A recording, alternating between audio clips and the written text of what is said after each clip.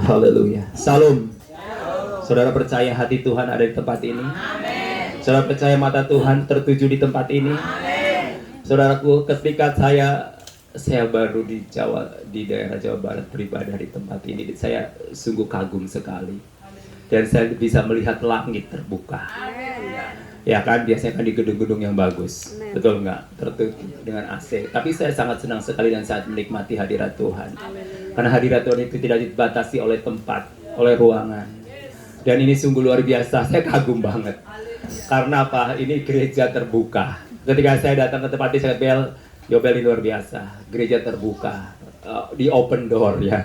Dan di outdoor luar biasa. Dan saya bersyukur karena saya ini kalau tadi sebenarnya terus mau menyembah Tuhan gak berhenti-berhenti. Karena saya percaya di sini hadirat Tuhan sangat kuat, saudara. Hadirat Tuhan penuh. Jaga terus dengan doa. Karena saya percaya Anda akan menaruh doa di Gunung Sindur ini, dan engkaulah yang akan menjadi terang-terang yang bercahaya di daerah ini. Sehingga banyak orang-orang yang saat ini terikat di dalam dosa, yang terbelenggu di dalam kuasa-kuasa kegelapan, dan engkau adalah terang Tuhan yang akan membebaskan mereka.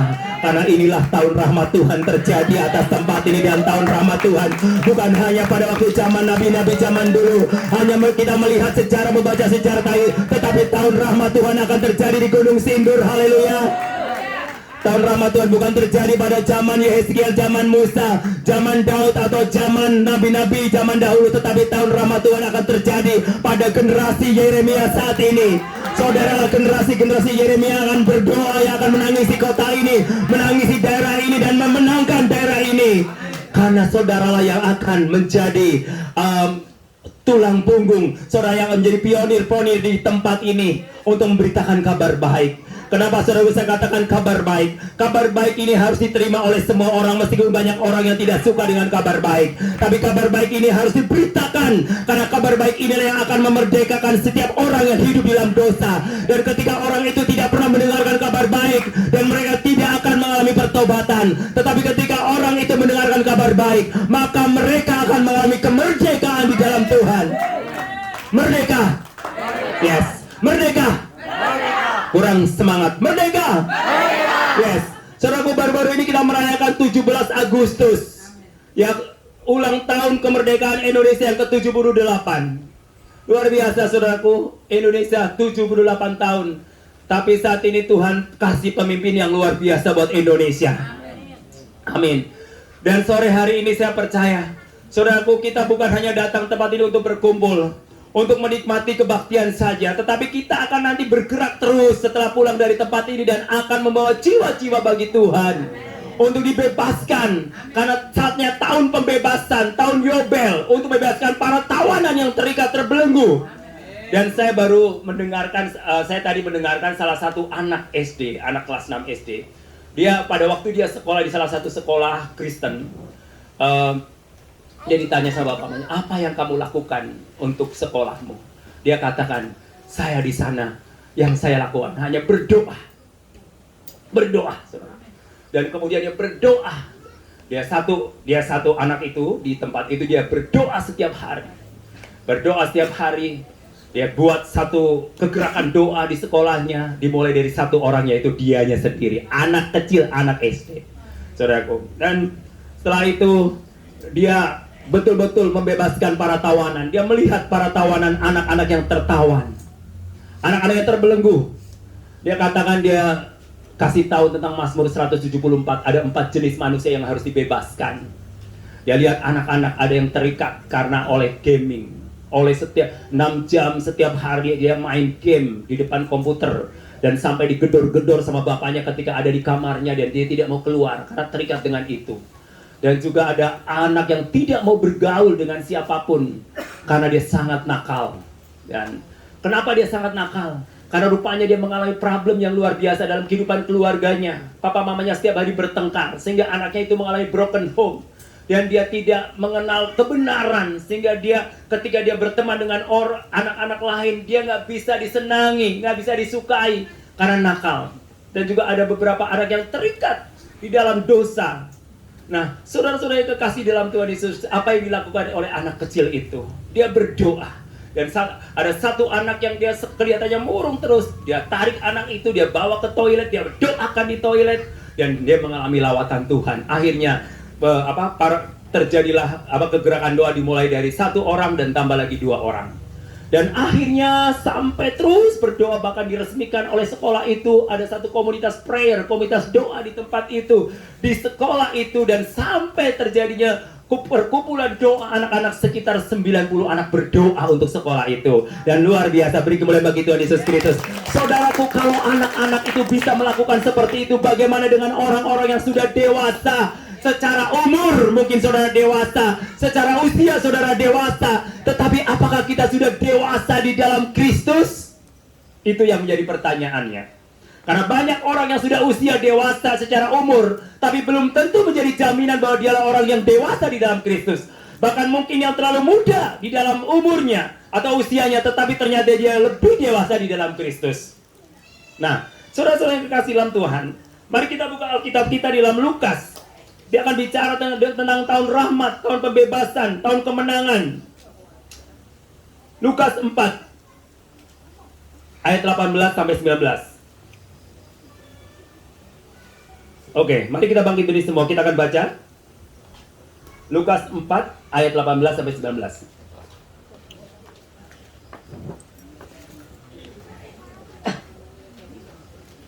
Oke, kita baca sama-sama. 2, 3.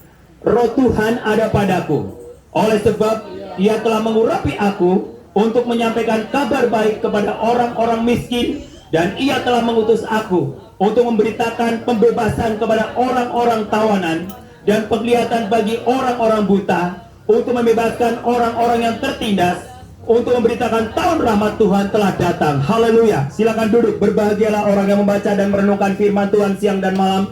Dan terlebih berbahagia lagi adalah orang yang mau melakukan firman Tuhan siang dan malam. Ia seperti pohon yang ditanam di tepi aliran air, yang selalu menghasilkan buah pada musimnya.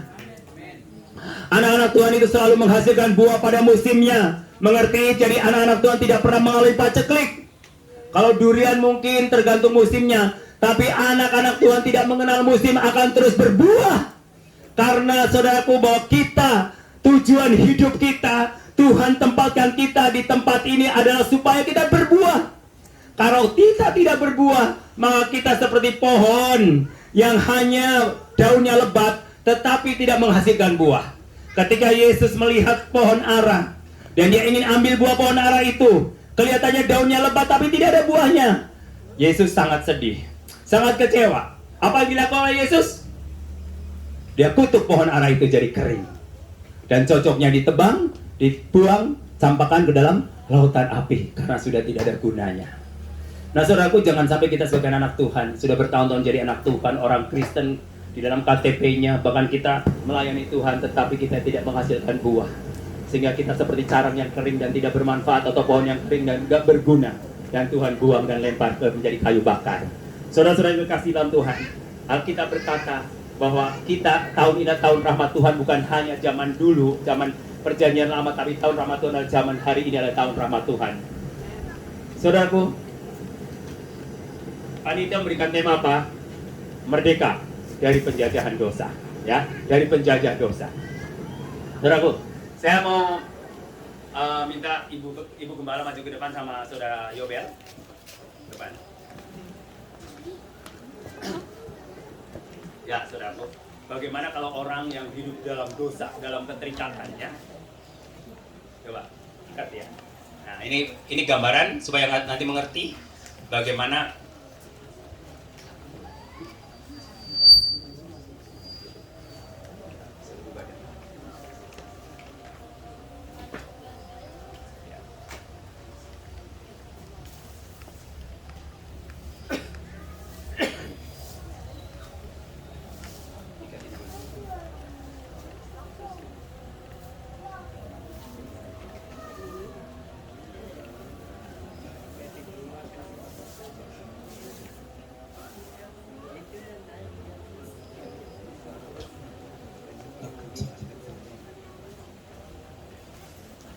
ya.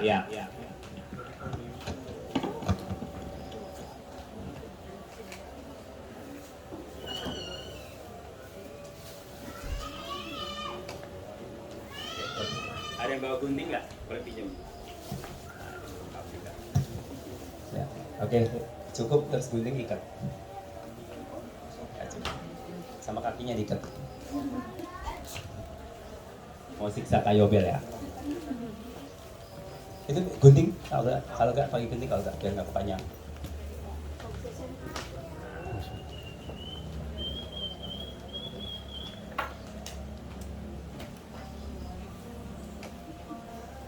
Ya. Terus.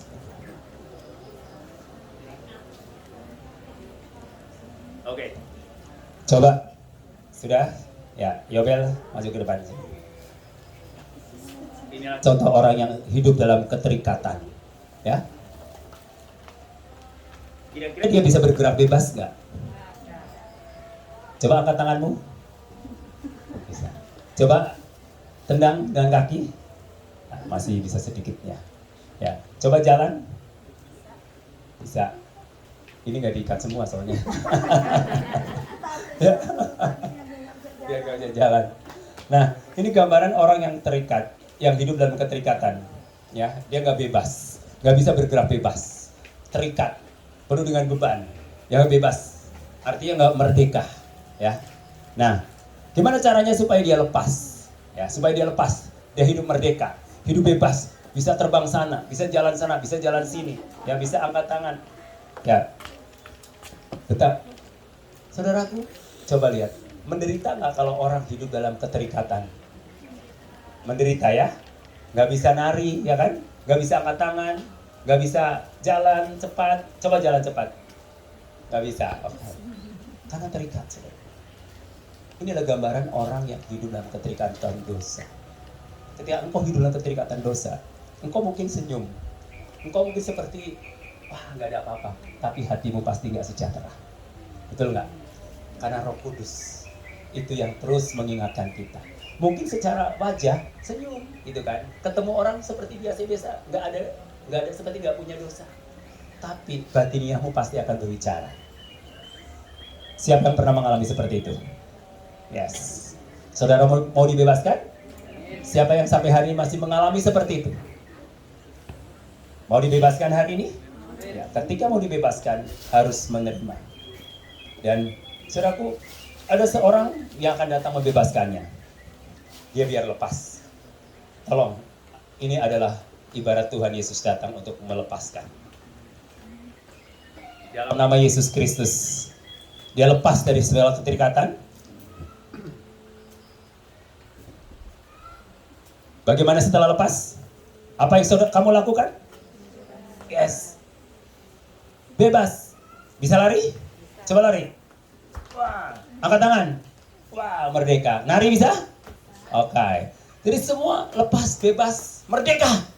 Nah, itulah artinya terlepas dari segala keterikatan. Silakan dulu. Terima kasih. Saudaraku. Saya mau panggil Ibu Nung. Nah, itu ya kan? Ibu Nung.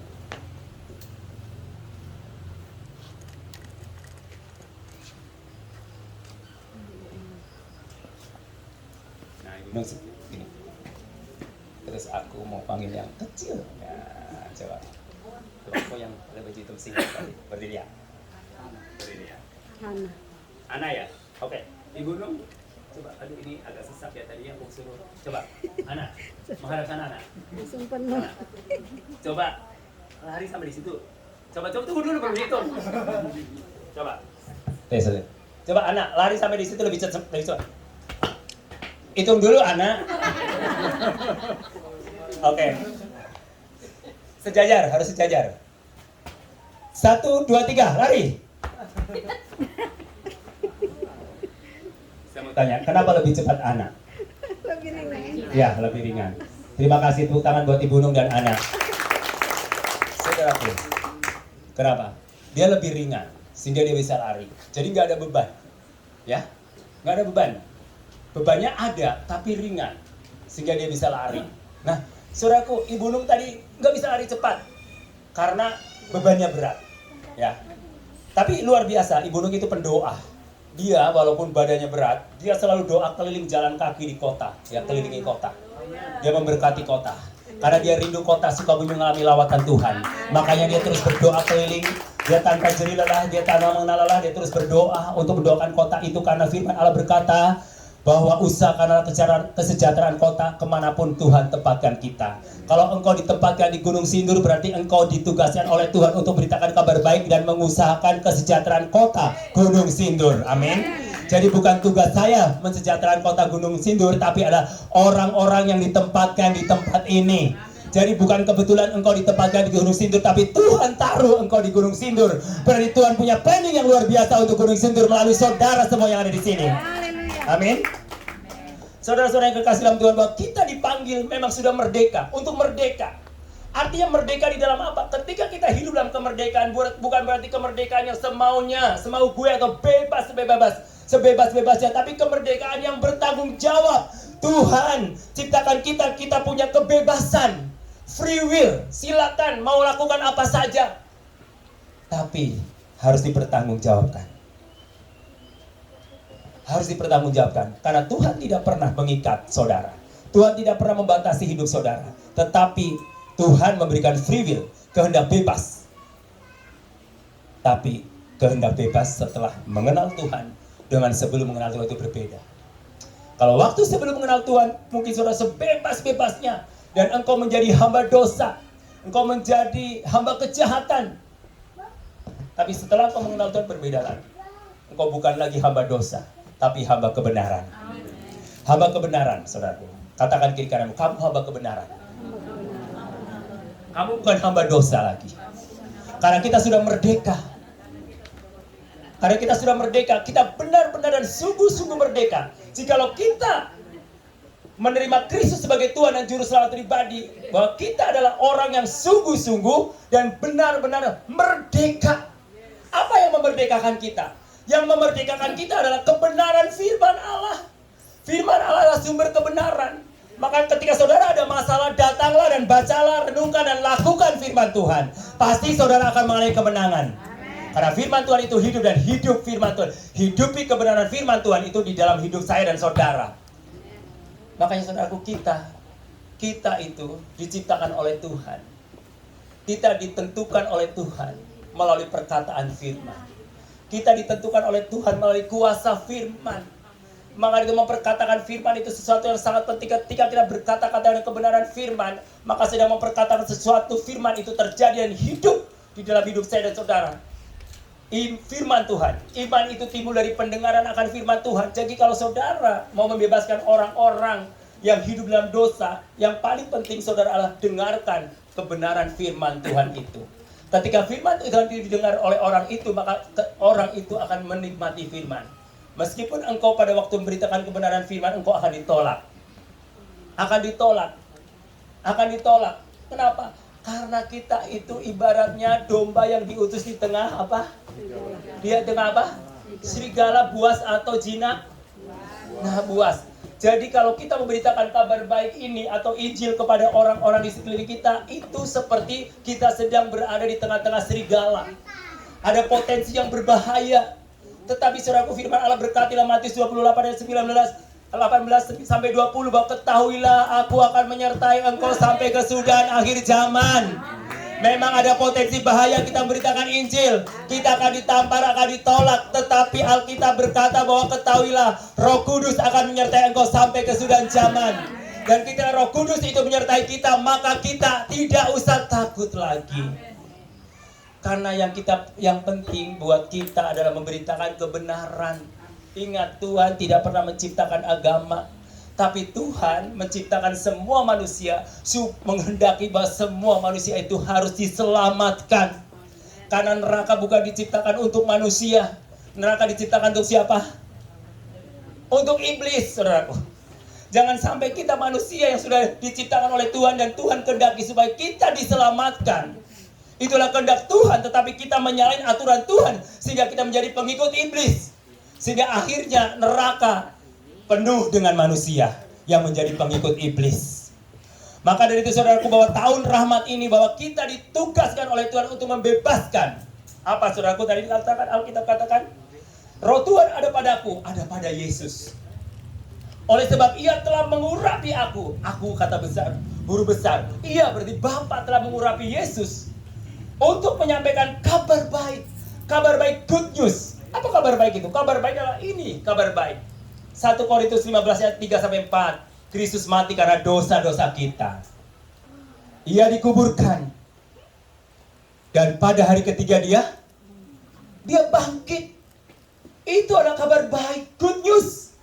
Kabar baik. Kabar baik itu adalah berita tentang keselamatan. Karena sebenarnya saya dan saudara itu tidak layak untuk diselamatkan. Tapi karena kasih karunia Allah, kamu diselamatkan oleh iman.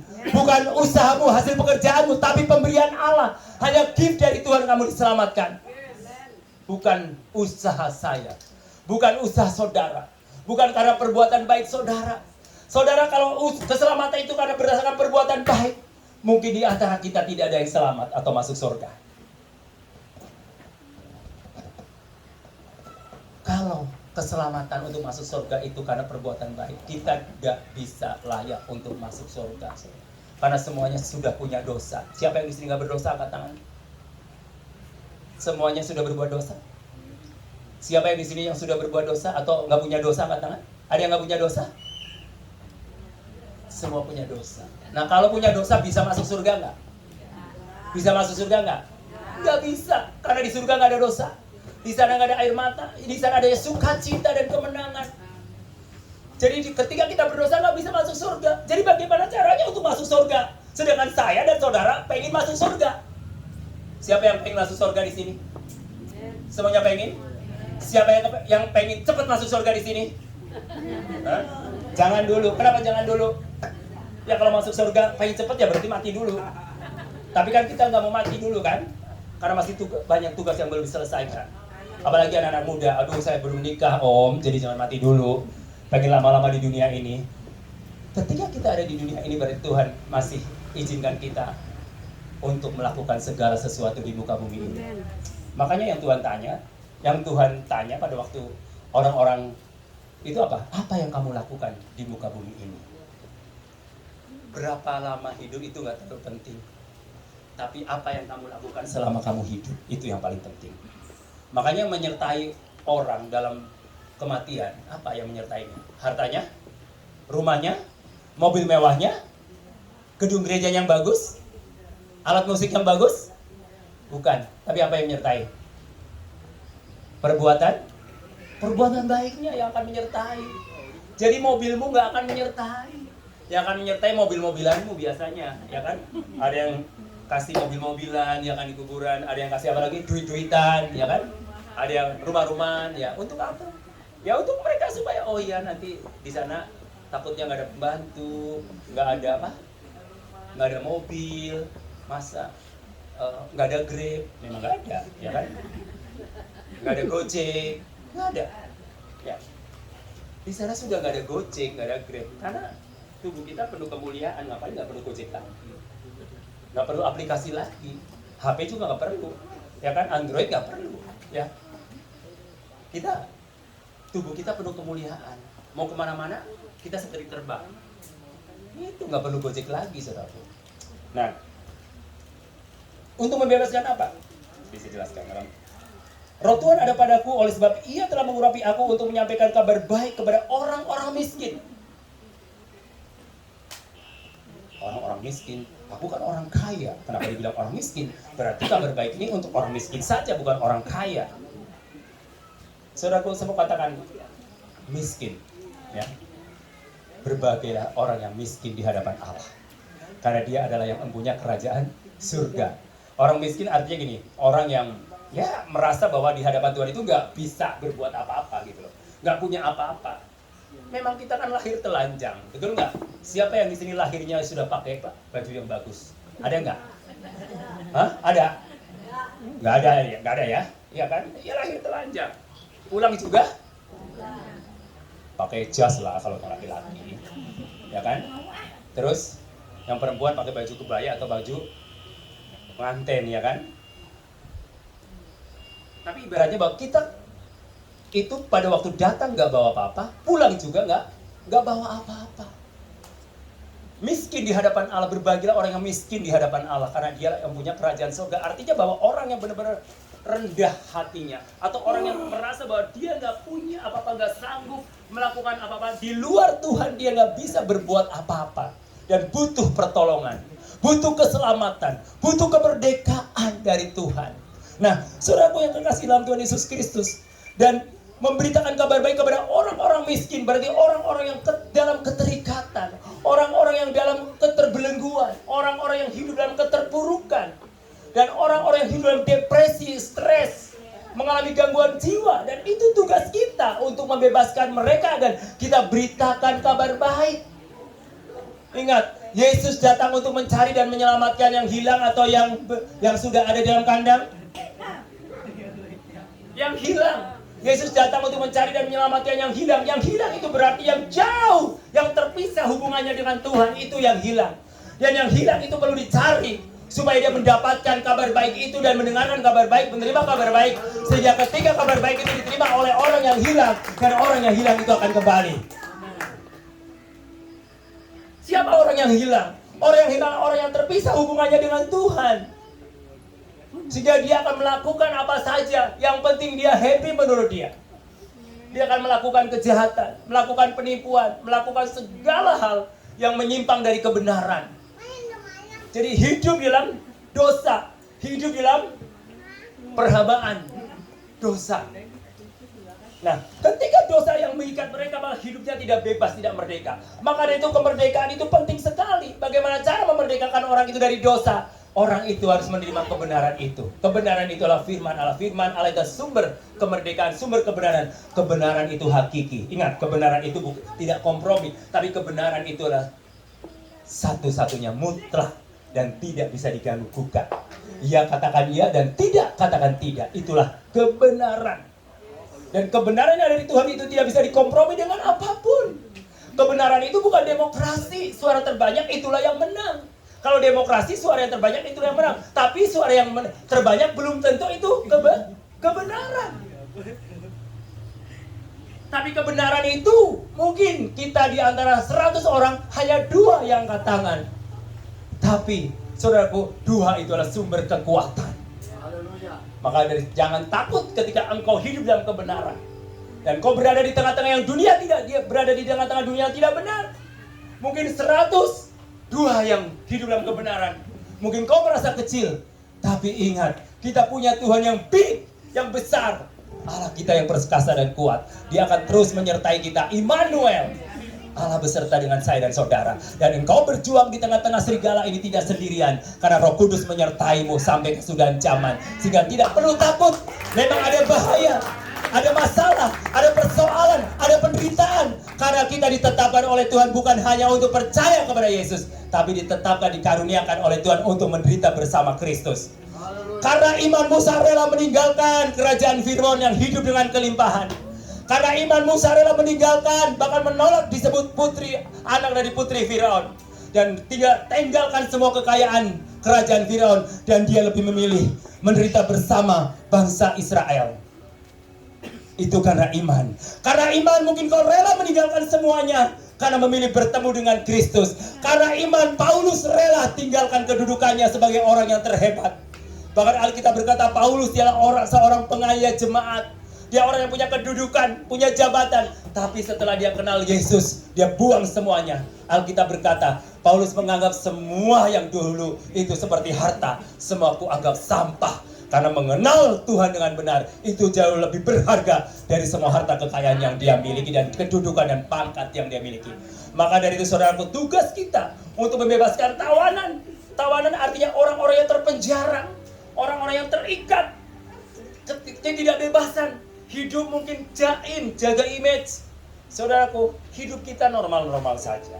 Gak usah jaga image, jaim seolah-olah kita soleh, seolah-olah kita holy gitu loh.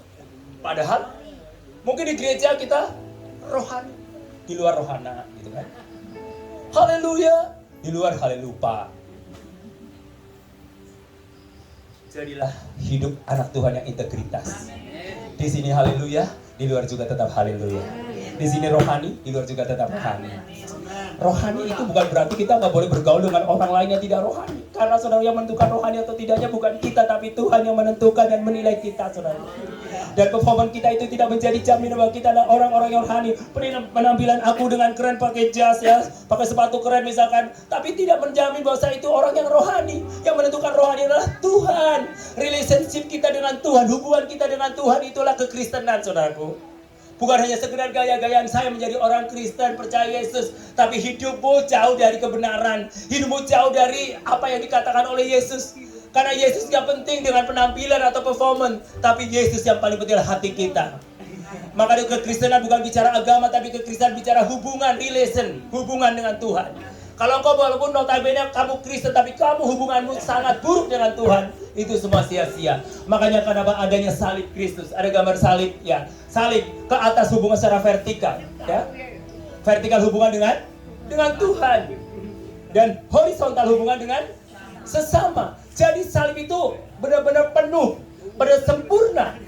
Jadi saudaraku, kalau saudara mengaku bahwa orang Kristen, saudara harus punya hubungan yang sehat dengan Tuhan, dibuktikan sehat dengan orang-orang di sekeliling kita. Tapi kalau engkau orang Kristen tapi hidupmu masih bermusuhan dengan teman-temanmu atau bermusuhan dengan tetanggamu, bahkan tetanggamu sebelah pun kamu gak kenal, bahkan kamu tidak pernah mengunjungi, bahkan bertanya siapa dia, gak perlu kenal saudara dengan angkuhnya, saya mau katakan itu orang Kristen yang bullshit, omong kosong. Karena saudaraku, yang kelihatan saja kita gak mengasihi, apalagi yang tidak kelihatan. Jadi kalau saudara berkata, aku mengasihi Tuhan 100%, tapi engkau masih hidup bermusuhan dengan teman-temanmu, bermusuhan dengan tetanggamu, bermusuhan dengan suamimu, ataupun istrimu, ataupun anak-anakmu, bahkan saudaramu, berarti saudara itu belum jadi orang Kristen yang benar. Itu omong kosong, yang kelihatan saja tidak berdamai, apalagi yang tidak kelihatan. Maka di salib itu adalah kasihlah Tuhan Allahmu dengan segenap hatimu, dengan segenap akal budimu, dengan segenap jiwamu, dengan segenap kekuatanmu. Dan hukum yang kedua adalah kasihlah sesamamu manusia seperti dirimu sendiri. Jadi love God, love people. Kalau aku mengasihi Allah, buktinya harus mengasihi sesama. Pulang dari tempat ini, jikalau saudara masih punya permusuhan dengan saudara-saudaramu atau keluargamu, sampai datengin, kita saling minta maaf, pengampunan. Karena saudara percuma menjadi orang Kristen. Dan salib itu tidak akan menjadi bagian dalam hidupmu. Salib itu sudah sempurna. Sehat hubungan dengan Tuhan, dinyatakan sehat hubungan dengan sesama. Nah saudara-saudara, orang-orang yang hidup di dalam kepahitan, itu namanya orang yang hidup dalam terbelenggu, keterikatan terbelenggu dan tidak bisa mengampuni. Padahal pengampunan itu adalah hasil dari kasih karunia Tuhan. Pengampunan itu free, gratis. Tuhan mengampuni kita, bayar nggak kita? Tidak. Tuhan sudah bayar lunas. Tuhan sudah bayar lunas kita. Cash and carry. Mobil boleh kredit, rumah boleh kredit, HP boleh kredit, laptop boleh kredit. Tapi saudara tidak dikredit sama Tuhan. Saudara dibayar lunas. Cash and carry sama Tuhan melalui darahnya. Nyawanya diberikan untukmu, untuk menebus dosamu. Darahnya terlalu mahal untuk dicurahkan buat saya dan saudara. Siapa kita sebenarnya? Siapa kita sebenarnya? Kalau sampai Tuhan mau curahkan nyawanya, kalau curahkan darahnya dan korbankan nyawanya untuk saya dan saudara. Itulah yang disebut dengan anugerah. Kita berdosa, kita melakukan kesalahan, tapi bukan kita yang dihukum, tapi Yesus yang tanggung semuanya di atas kayu salib. Dia harus menderita di atas kayu salib. Dia rela memberikan nyawanya supaya kau dibebaskan dari kutuk hukum dosa. Syaratnya apa? Karena begitu besar kasih Allah ke dunia ini, sehingga ia mengaruniakan anaknya yang tunggal, supaya setiap orang yang percaya kepadanya tidak binasa, melainkan beroleh hidup yang kekal. Dan kabar baik ini diberitakan untuk semua orang. Meskipun tidak semua orang menerima kabar baik, itu bukan urusan kita. Itu urusan dia dengan Tuhan. Tugas kita adalah memberitakan kabar baik. Good news bahwa Kristus mati karena dosa-dosa kita. Dia dikuburkan dan pada hari ketiga dia bangkit. Itulah good news. Saya mau tanya pada saudara. Saudara lebih suka memberitakan good news atau kabar buruk? Saya mau tanya. Benar. Tapi kok gosip lebih cepat daripada good news ya? Betul atau betul? Kalau saudara kita atau teman kita melakukan kesalahan, udah cepet banget menyebar ya. Tapi kalau yang melakukan kebaikan, susah banget untuk kita beritakan ya. Betul nggak? Kita ubah pola pikir kita.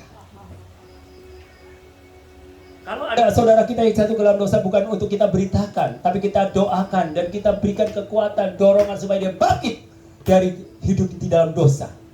Biar dia bangkit sehingga mengalami kemenangan, bukan di dalam keterpurukan. Karena tugas kita di dunia ini bukan untuk menghakimi orang yang berbuat dosa, tapi mengasihi mereka. Bukan karena cinta pada dosanya, kita tetap benci pada dosanya, tetapi kita tetap sayang pada orang itu. Dan Tuhan benci sama dosa yang kita lakukan, tapi Dia tidak benci sama kita yang diciptakan oleh Tuhan. Karena sungguh manusia itu sangat-sangat berharga di hadapan Tuhan. Kenapa sangat berharga? Sampai Dia rela mengorbankan nyawanya untuk kita. Karena apa? Supaya kita yang berdosa diselamatkan. Supaya kita yang berdosa dibebaskan. Supaya kita yang berdosa dimerdekakan. Maka dari itu tugas kita selain merdekakan apa? Kita harus beritakan tahun rahmat ini kepada semua orang. Untuk memberitakan pembebasan kepada orang-orang tawanan. Siapa yang pernah pelayanan penjara Siapa yang pernah pelayanan di penjara? Oke. Wah, luar biasa. Ketika aku di penjara, kamu menengok aku. Itulah firman Tuhan. Ketika aku sakit, kamu menengok aku. Ketika aku lapar, kamu beri aku makan. Ketika aku telanjang, kamu beri aku pakaian.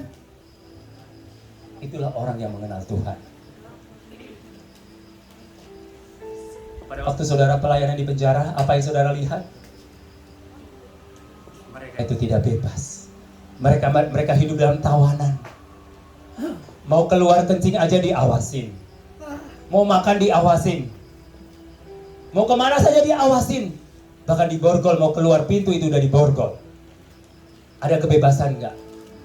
Itu saudaraku, kalau orang-orang yang hidup dalam tawanan itu hidupnya seperti itu, tidak ada kebebasan sama sekali.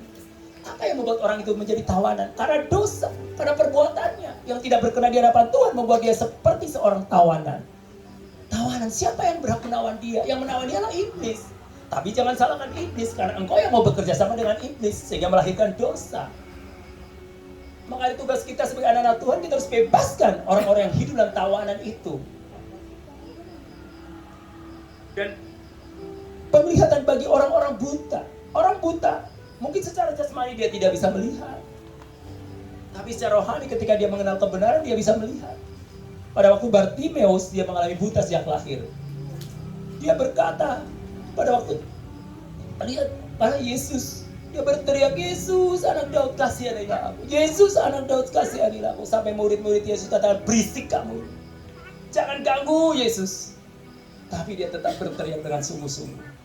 Yesus. Terus apa? Yesus tanya, apa yang aku harus perbuat? Waktu itu dia gak punya rumah. Dia gak punya tempat tinggal.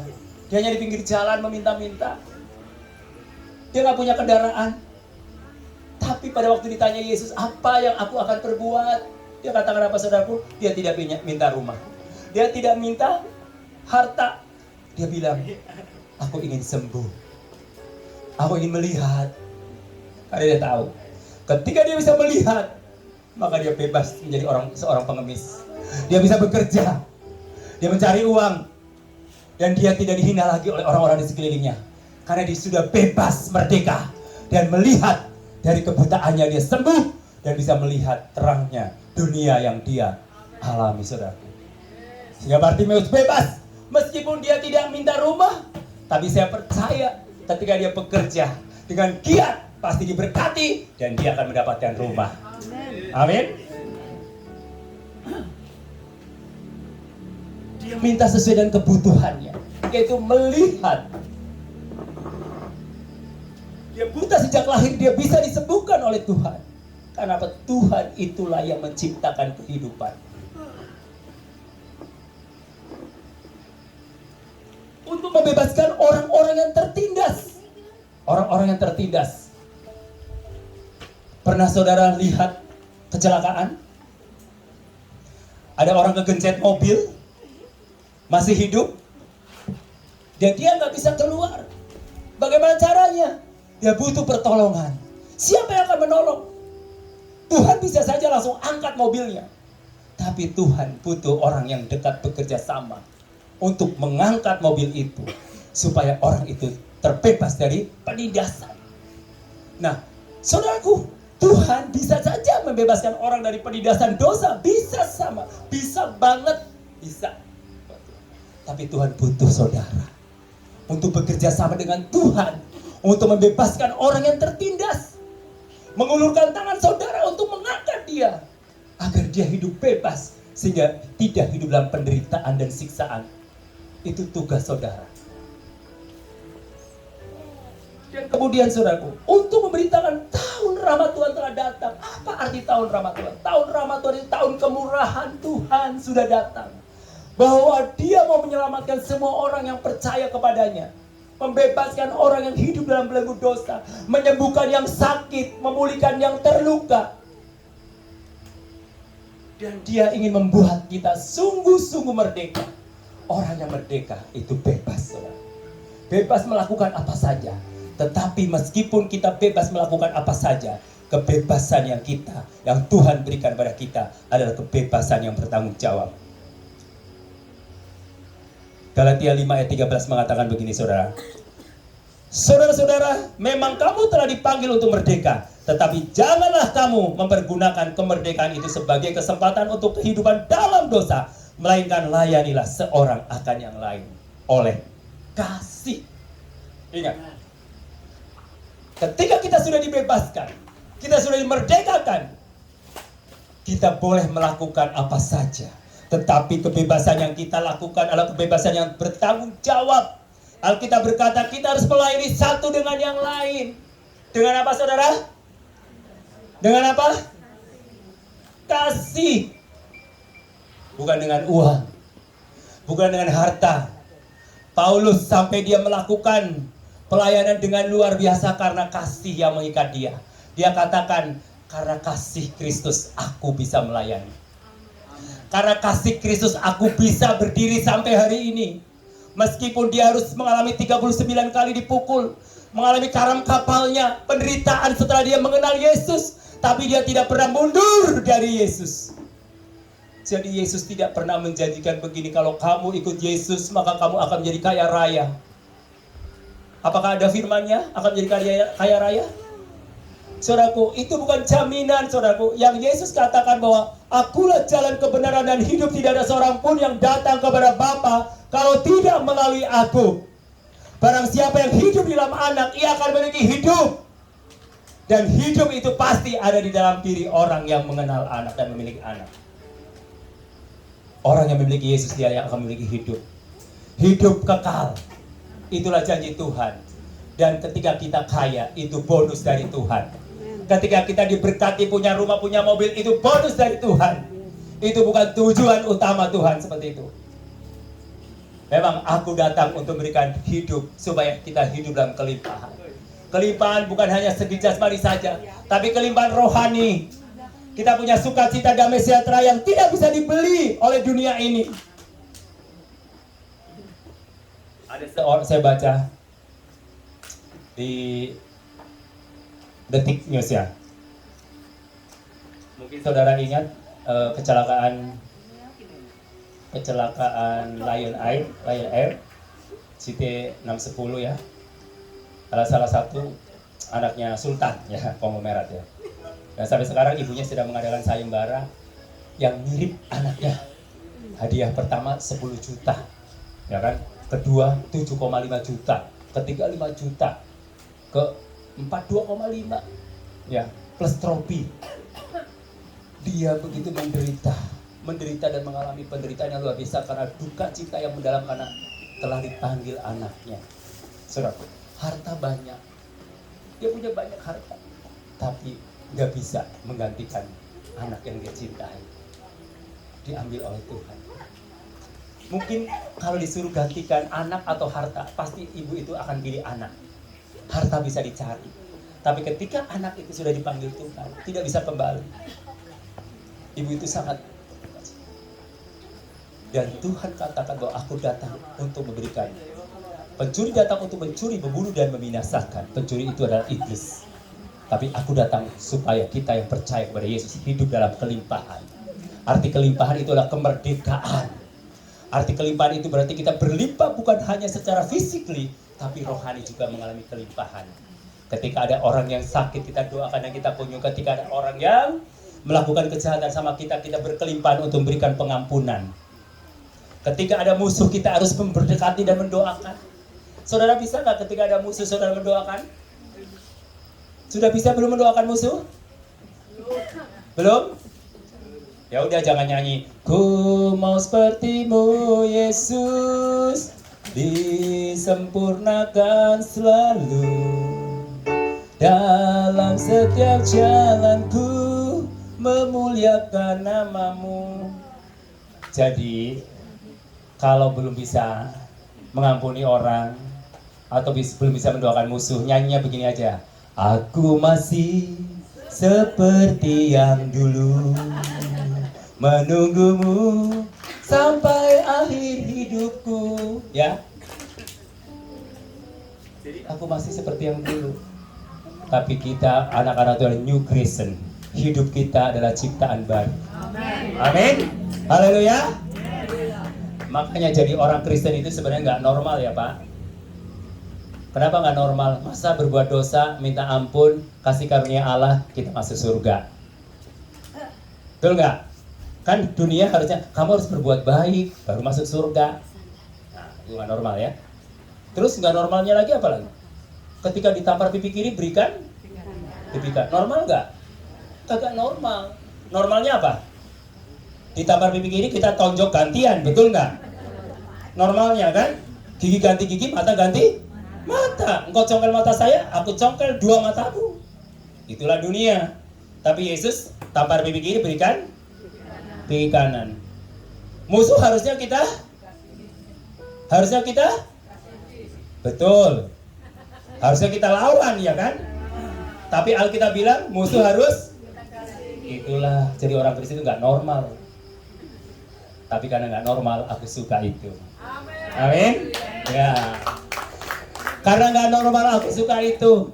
Ya Yesus masa dia mati di atas kayu salib, ya mau-maunya nebus dosa kita. Kalau yang normal mau nggak? Kagak mau. Itulah berjalan dalam ketidaknormalan, tapi membuat kita mengalami kasih anugerah Allah. Itulah yang disebut dengan kuasa supranatural.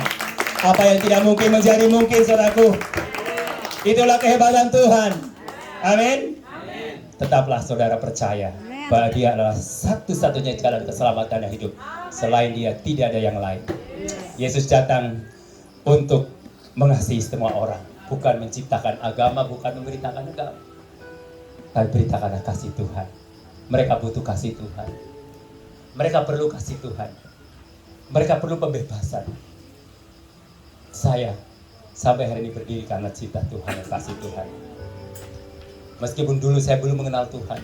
1980 saya baru bertemu dengan Yesus. Saya hanya mendengarkan satu lagu yang luar biasa. Dalam Yesus kita bersaudara. Itu yang membuat saya percaya Yesus. Karena kekristenan ibarat dengan kasih. Jadi kita saling mengasihi. Meskipun kita berbeda gereja, berbeda denominasi, atau berbeda iman, kita tetap harus saling mengasihi. Karena kita diciptakan Tuhan untuk saling mengasihi. Haleluya. Merdeka. Merdeka. Yes, beri kemuliaan bagi Tuhan Yesus Kristus. Kita akan merdekakan. Merdeka dari penjajahan dosa, merdeka dari segala hal yang dalam keterikatan yang hal-hal yang buruk, kita harus bebaskan semuanya. Mari kita bangkit dari semua. Kita akan menyembah Tuhan. Kita percaya kita sudah bebas malam hari ini. Sekarang saya sudah bebas. Ya, oke. Ya, kita nyanyikan lagu ini. Sekarang saya sudah bebas. Siapa yang sudah bebas malam hari ini?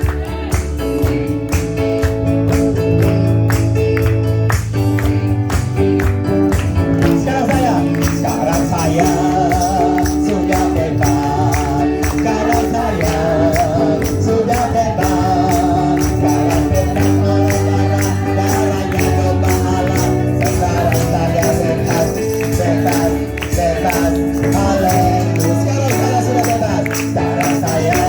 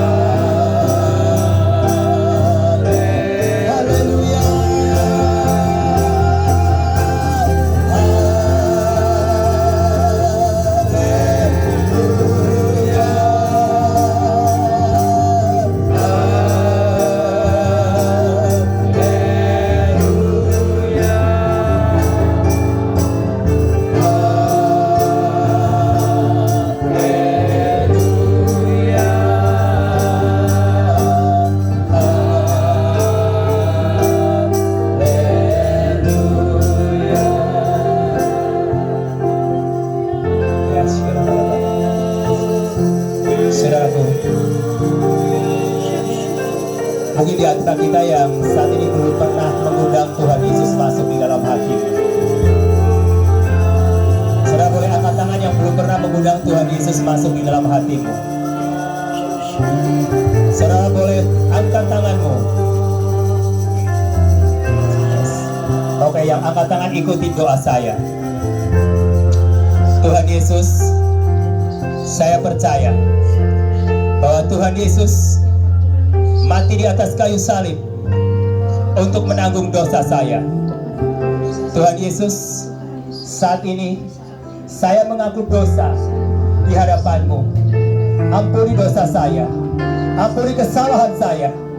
Dan saat ini saya membuka hati menerima Tuhan Yesus sebagai Tuhan dan Juru Selamat saya mulai hari ini sampai selama-lamanya. Di dalam nama Tuhan Yesus Kristus. Haleluya. Haleluya. Mungkin ada saudara-saudara yang saat ini sedang